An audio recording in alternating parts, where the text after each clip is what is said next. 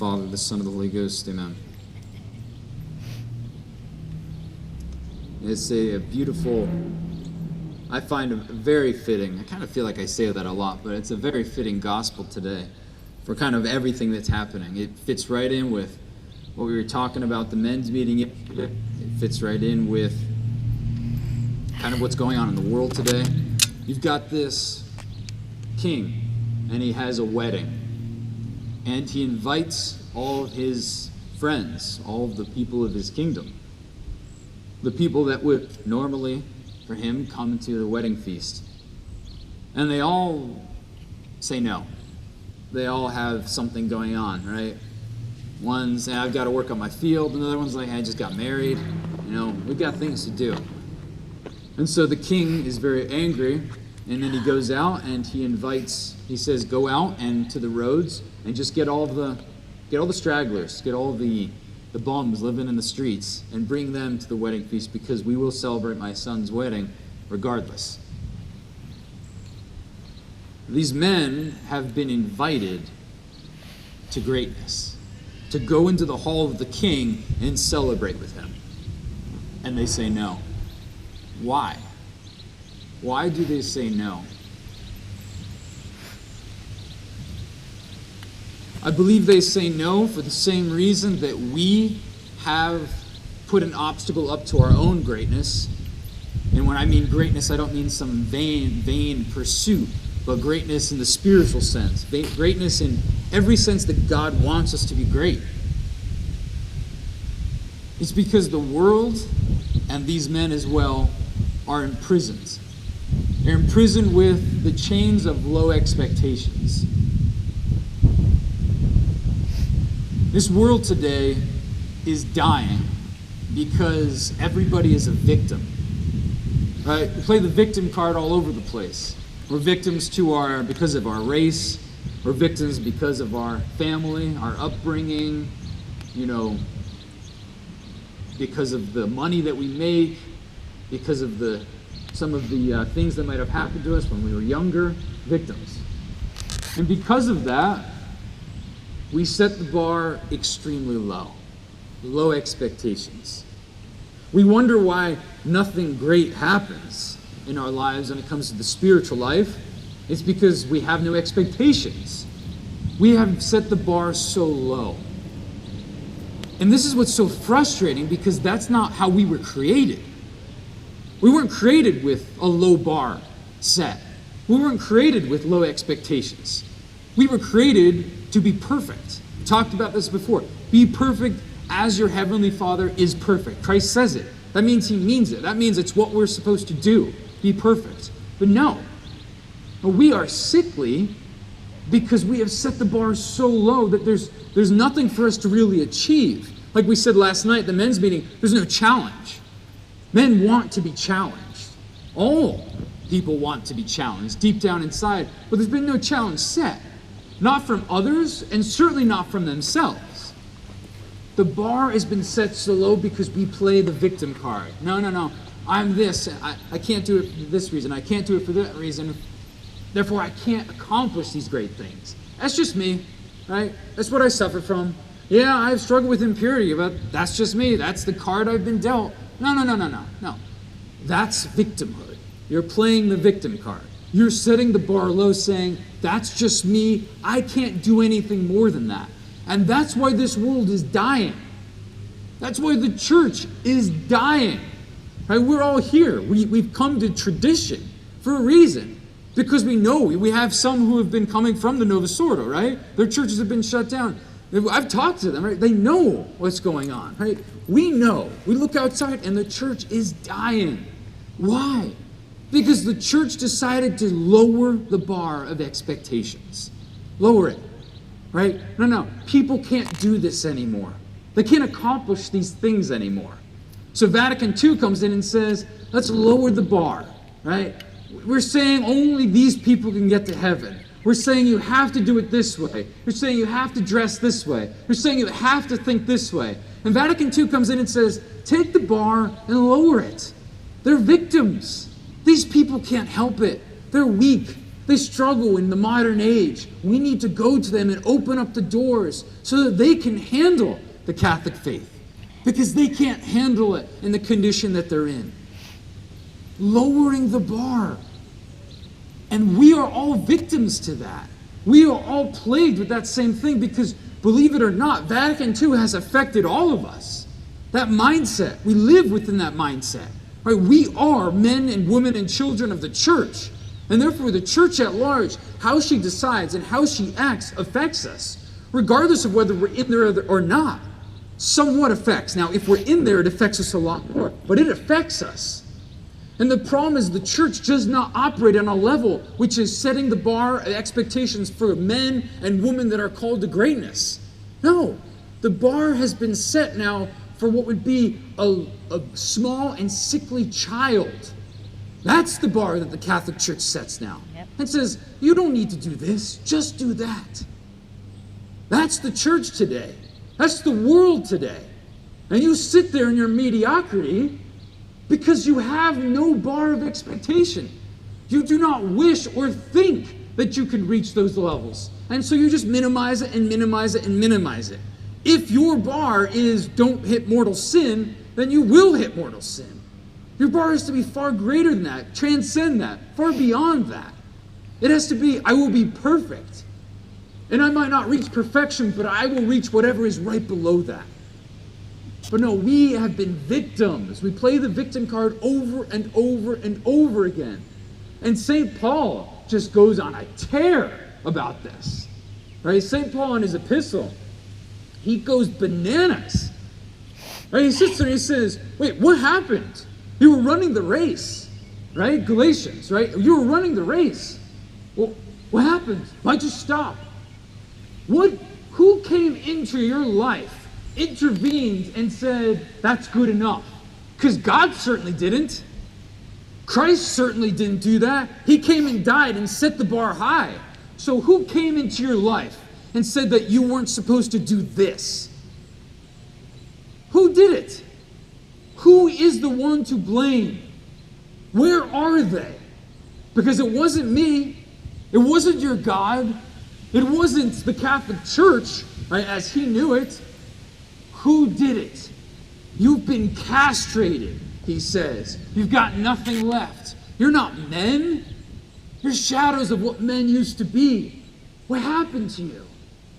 And he says, who is the one who did it? Because they will have to pay for their sins of lowering the bar for all of you. And he then goes on and he says, they might as well castrate themselves. That's St. Paul. He says they've already done it spiritually, they've already done it mentally, just go on and do it physically. Just no longer be men anymore. That's St. Paul's words. It's not me, it's not crazy Father Rigi sitting up here. That is St. Paul. He says, who are the ones who lowered the bar? They've castrated themselves spiritually and mentally. You might as well do it physically now. Complete the deed. Go all the way. You've done 2/3 of it. Go all 100%. That's St. Paul. He's furious that the Catholic men, especially, have lowered the bar. They're not men anymore. Shadows of what men are supposed to be. And that's the world, and that's the church. The church. And that's what's so frightening, right? I'm a clergyman, and I know what God has, I know to some degree what God has given me, the graces and the privilege that he has given me. I can't even, when I think about it, it's hard for me to not break down, to realize what the priests and the bishops and the cardinals and the Pope of our church are going to have to face when they come before their God and he says, what did you do? You have turned my church into an instrument of the revolution. The French Revolution, which said, do away with fatherhood. Because if we cut the head off of the king, we destroy fatherhood. Because people will never see it the same way again. Because we have taken the king, the most famous figure of fatherhood in the world, we've taken and we said, he's not sacred, he's not our father anymore, and we cut his head off. And what does that do? When you take down fatherhood, You let everybody else attempt to take his place. And that's what the church has done. That's what the Novus Ordo does. For you who are in the Novus Ordo right now, I'm telling you right now, that's what it does. It turns men into women and women into men. Go into your Novus Ordo churches, and who's upon those altars? Women. Girls all serving the Mass. Women handing out the Eucharist. The women have become men, and the men have become women. That's the modern world. That's the modern church. That's the Novus Ordo Mass. That's what it does to people. It makes them effeminate. Men are no longer men in their families, no longer fathers. They are sat there and ruled by their wives. What does my wife want? How does she feel about this? No, who cares? If it's right, you do it. You run the family, not the woman. That's not being chauvinist. That's not being sexist. That's how the world was founded. Men run the family and nobody else. The woman is there to help and to cooperate, but she does not rule it. It is a monarchy, not a democracy. The church is a monarchy. The family is a monarchy. It is not a democracy. It is not, what do you think? What do you think? Children, what do you think? Let me see what my children say about this. No. No. The Father runs the world, and the mothers follow suit.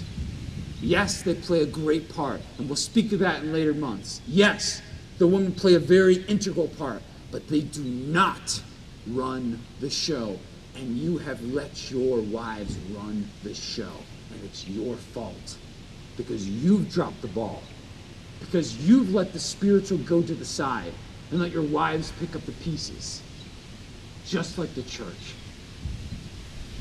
Men have become women, and women have become men. It's all part of the plan. It is all part of the plan. I'm not a conspiracy person, but it's not without cause, and it's not coincidence that the great war of this country happens. The men all go to fight, and what happens? Send the woman to the factories. That's not just coincidence. That's take the woman and put her into a role that will subvert the man's role in society and in the family life. And that's what's happened. The men come back from the war, and women say, I want to be a man. Treat me like a man. The world is upside down, it's effeminate, and it can't handle a single bit of obstacle or of trial or of uncomfortableness. Why? Because the bar has been set so low, because the bar is for like a 12-year-old girl. That's what it is. Men complain, oh, I don't know, right? Last night I go to the men's meeting, and I say, here's what I want to do. How many of the men were like, oh, man, I don't want to be a part of this. This sounds way too hard, way too much, way too much.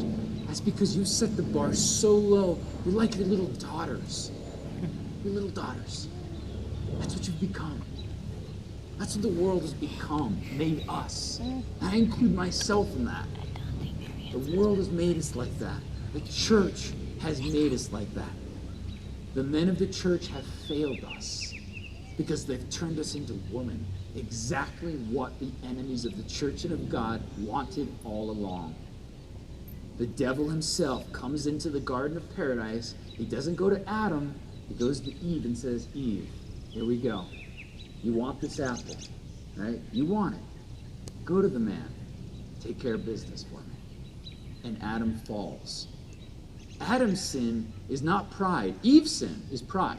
If you take the sins just in the sin themselves, Eve has a greater sin than Adam, because Eve's is a sin of pride. Adam's sin is just a sin of weakness, because he was no longer the man. He was no longer the father. He was no longer the monarch. He was no longer in charge. He just withered away, and what happens? The whole human race collapses. Take the bar and raise it. Men of the church, raise the bar. Stop being ruled by emotion. Stop being ruled by your wives.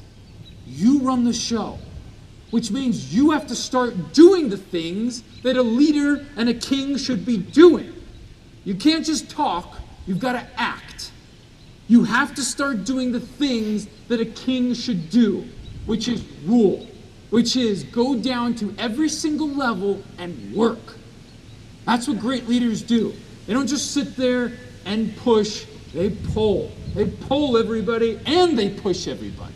They do both. You should be twice as exhausted as your wives. But don't let, my microphone cut off? No. Don't let this world emasculate you any more than you are already. It is your world, not your wife's world. It is your world, and it's time to take control of it. Because you, not your wives, you will be responsible when you come to the seat of God. You. He's not going to say, oh, well, yeah, but God, please, my wife, she dealt with everything at home. She was in charge of all the catechism. You got to take it up with her. No.